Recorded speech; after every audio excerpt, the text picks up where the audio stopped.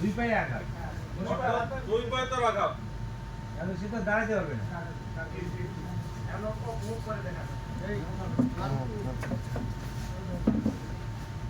পায়ে তো আঘাত, এখন উঠতেই পারবে না। ভারী নিতে হবে।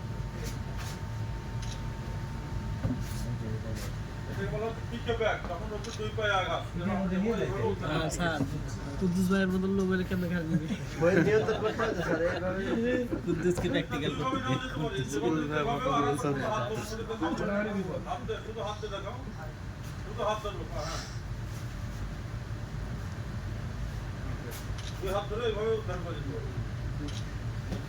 বেশি মোটা মানুষ হলে দেখা লাগবে।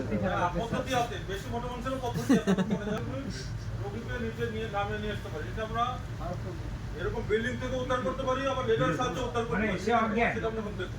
সে অজ্ঞান, অজ্ঞান অজ্ঞান ওগুলো ছিল জ্ঞান সচেতন রোগী। আমি তো অজ্ঞান।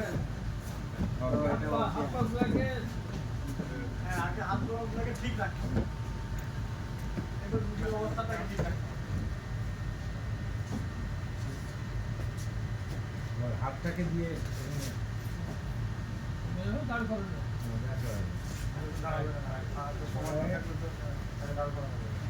ঘাড়ের মধ্যে দিতে হবে। অর্থাৎ এই হাতটা আছে, এই হাতটা দিয়ে আস্তে আস্তে লেডারকে ধরে ধরে আস্তে আস্তে নিচে নামানো সম্ভব। এক হাত দিয়ে নামবে আর এক হাত দিয়ে ধরে ওকে আবার ওই তখন ঘাড়ে তোলার মতো তুলে তো পড়ে যেতে পারে, আর এক হাত দিয়ে তখন এখন আবার এটা সুন্দর নামানো হবে। একটা হাত ফ্রি রাখতে হবে। এক হাত দিয়ে বাইন্ডিং করো, এক হাত দিয়ে তারপর হলো হচ্ছে ফায়ারম্যান ক্রল। অর্থাৎ এমন একটা জায়গা আছে যেখানে আমি দাঁড়াতে পারছি না, যেখানে আমি বসতে পারছি না, জায়গাটা খুবই সংকীর্ণ, কিন্তু সেই পদ্ধতি এখন আমরা দেখবো। মানে তাকে তোলার জন্য সাফিসিয়েন্ট জায়গা নেই, জায়গায় নাই, দাঁড়ানো যাচ্ছে না, বসাও যাচ্ছে না, এরকম একটা জায়গায়। মানে এখানে জায়গা কম, ক্রল করে যেতে হবে। সেই জন্য বলছে ফায়ারম্যান ক্রল। আগে রোগীর পজিশনটা ঠিক করে দেখতে। আপনি যে ইয়ে হলেন ওই জায়গায় যদি না থাকে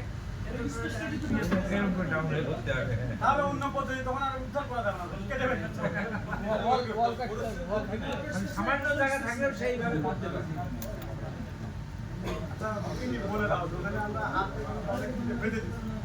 হাতটা বাঁধতে হবে। ও হাঁটুর মধ্যে হাত দিয়ে করবে। রোগীটাকে আর যেদিক থেকে বের হবে রোগীটাকে ঘুরিয়ে নিল, ঘুরাই নিল, ঘুরিয়ে নেওয়ার পর আবার ওই অল্প জায়গার মধ্যেই তাকে ঘুরাই নিল। যদি এরকম জায়গা থাকে তাহলে এই পদ্ধতি, যদি জায়গা না থাকে তাহলে সরাসরি আরেক পদ্ধতি। আচ্ছা আচ্ছা, এইভাবে তাকে ওই ক্রল করেই বের করতেছে। হ্যাঁ, ক্রল করে আস্তে আস্তে করে এই পদ্ধতিটা হচ্ছে আমরা যদি দাঁড়ায় রেস্ট না করতে এবং ওই যে মানে ইয়া হইছে তাকেও একটু হেল্প করতে হবে তখন।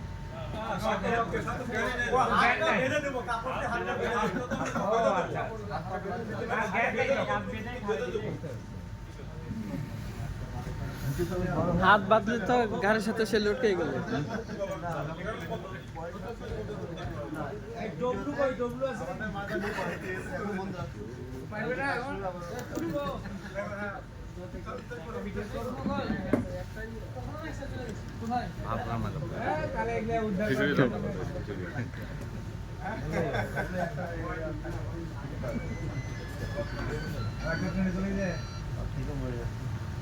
তারপরে লেবার রাস্তা মোটা রোগীর ক্ষেত্রে যেটা বলছে মোটা হয়, যে রোগীর কাগজে পদ্ধতি আমরা এগুলো পাচ্ছি না, সেক্ষেত্রে আমরা কিভাবে উদ্ধার করবো সেটা এখন আমরা দেখবো। রিমুভাল ডাউন স্টিয়ার, অর্থাৎ উদ্ধারকারী যেতে রোগী ভারী, সেই ক্ষেত্রে আমরা কিভাবে উদ্ধার সেটা এখন আমরা দেখবো।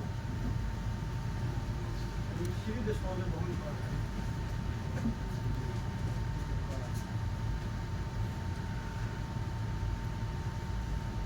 ফেলে দিলে রোগী বলতে রোগীর কোনো কাজ নাই, রোগীর সাইলেন্ট আছে। এক পা টানবে আর এক পাতে ঠেকবে, আবার এক পা করে ধরে রাখা সম্ভব না মোটা মানুষের। যদি অধিক ভারী হয়, এটা ভারী হলে এরকম, সিঁড়িতে ক্ষেত্রে এরকম হয়। মানে সে তো নিতে পারছে না, ওই জন্য সে আস্তে আস্তে হেসরাই নিতে হবে তাকে। তাহলে এতক্ষণ পর্যন্ত আমরা একজন উদ্ধারকারী এখন আমরা দেখালাম, এখন আমরা দেখবো 2 জন উদ্ধারকারী। অর্থাৎ উদ্ধারকারী 2 জন থাকলে কিভাবে উদ্ধার করে সেটা আমরা দেখবো। প্রথমে 2 হাতের আসন, এখন আমরা দেখবো 2 হাতের আসনের সাহায্যে কিভাবে উদ্ধার করা যায়।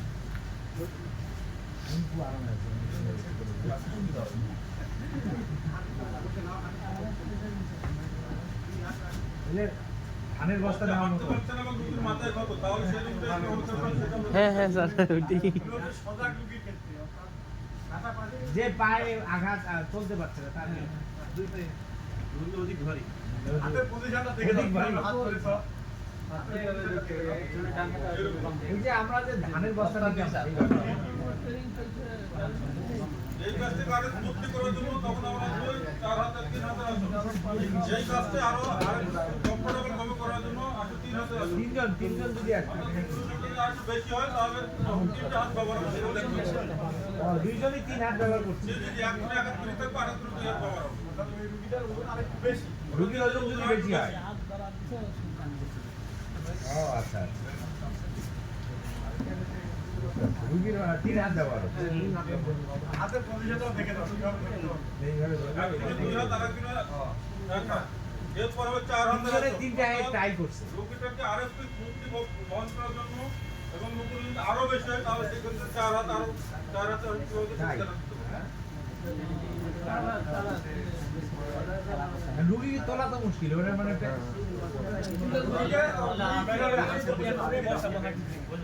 আদিতে বর্ষা কাজটা করতে হবে। রুগী নিচে বসো। হ্যাঁ দেখে দাও।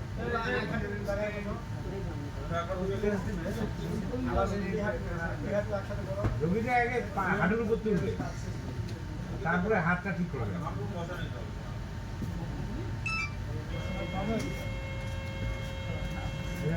দোলনার মতো হয়ে গেল। এভাবে নেওয়া যেতে পারবে অথবা দুই হাতের গ্যাপের মধ্যে 2 পা দিয়ে উদ্ধার করা যেতে পারে। সেটা তো একদিকে দিতে 2 পা দুদিকে দিলেও করা যেতে পারে। ওটা দেখা দেখি 2 হাত হাতের বাইন্ডিংটা দেখো। হ্যাঁ,